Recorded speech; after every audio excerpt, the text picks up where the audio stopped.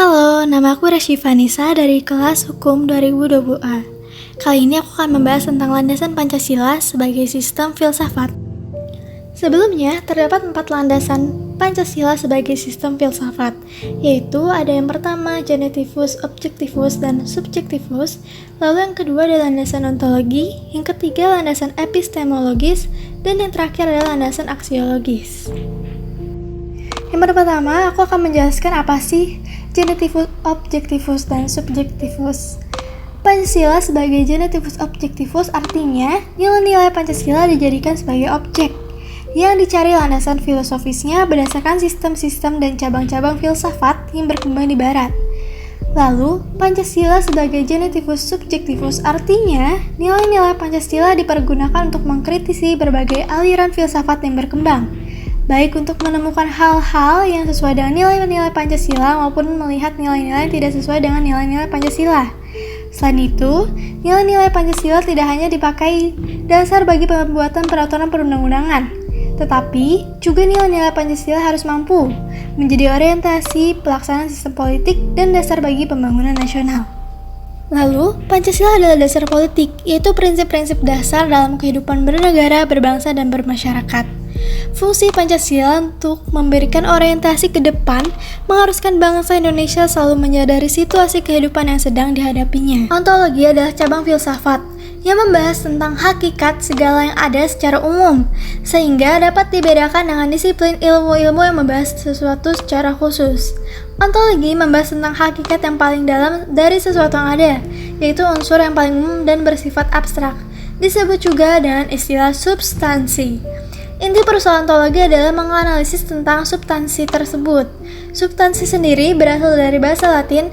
Yang kedua, aku akan menjelaskan apa sih landasan ontologis itu, yaitu substare, artinya serentak ada, bertahan, ada dalam kenyataan. Substantialitas, artinya sesuatu yang berdiri sendiri, hal berada, wujud, dan hal wujud. Ontologi merupakan ilmu yang paling universal karena objeknya meliputi segala-galanya, menurut segala bagiannya ekstensif, dan menurut segala aspeknya atau intensif. Manusia adalah makhluk individu sekaligus sosial atau monodualisme yang secara universal berlaku pula bagi substansi, infrahuman, manusia, dan Tuhan. Kelima sila dalam Pancasila menunjukkan dan mengandaikan kemandiriannya masing-masing, tetapi tetap menekankan kesatuannya yang mendasar dan keterikatan dalam relasi-relasi.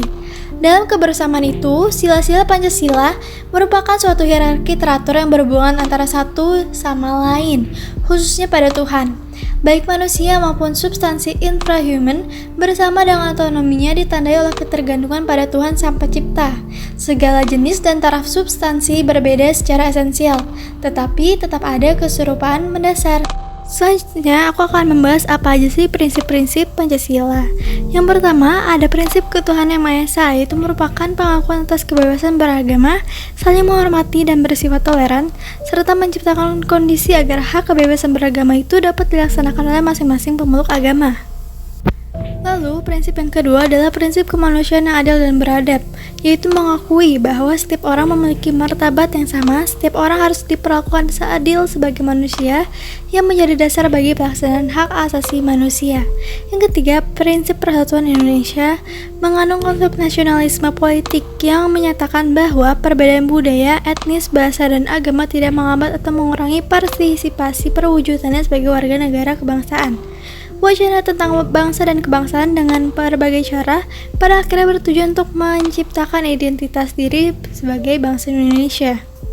Selanjutnya ada prinsip kerakyatan yang dipimpin oleh hikmat kebijaksanaan dalam permusyawaratan atau perwakilan, yaitu mengandung makna bahwa sistem demokrasi diusahakan ditempuh melalui proses musyawarah demi tercapainya mufakat untuk menghindari dikotomi mayoritas dan minoritas.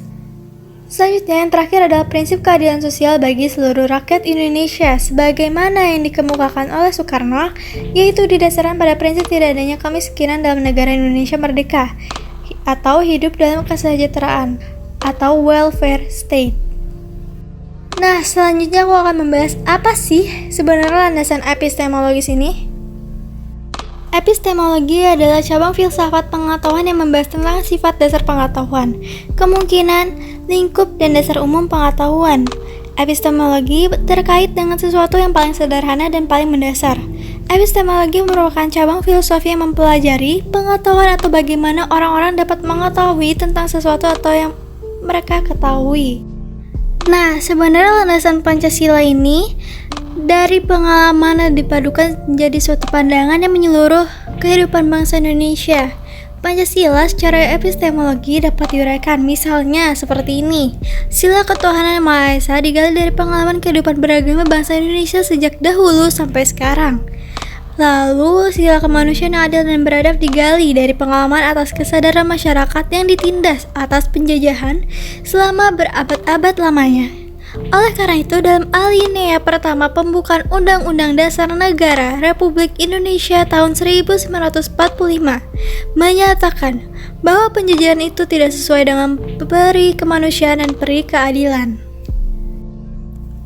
Sila Persatuan Indonesia digali dari pengalaman atas kesadaran bahwa keterpecah belahan yang dilakukan penjajahan kolonialisme Belanda melalui politik divide impera menimbulkan konflik antar masyarakat Indonesia. Lalu sila kerakyatan yang dipimpin oleh hikmat kebijaksanaan dalam permusyawaratan atau perwakilan digali dari budaya bangsa Indonesia yang sudah mengenal secara turun-temurun pengambilan keputusan berdasarkan semangat musyawarah untuk mufakat.